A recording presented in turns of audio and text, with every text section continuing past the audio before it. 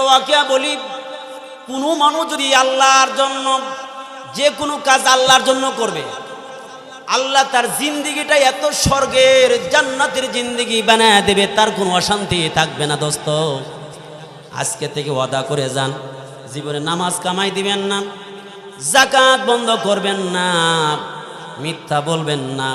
আজকে থেকে যদি নিয়ত করে যায় 5 ওয়াক্ত নামাজ পড়বো, সিয়াম করব, রোজা করব, হজের টাইম হলে হজ করব, যদি যোগ্য এরকম টাকা হয় তাহলে হজ করব, জীবনে কোনো দিন অন্যায় করব না। দোস্ত, যদি নিয়ত করতে পারি আর হালাল মতো চলতে পারি, আমানতের খেয়ানত না করি, তাহলে আল্লাহ রব্বুল আলামিন আপনার আমার জিন্দিগি বেহেশতের জিন্দিগি বানায় দিবেন।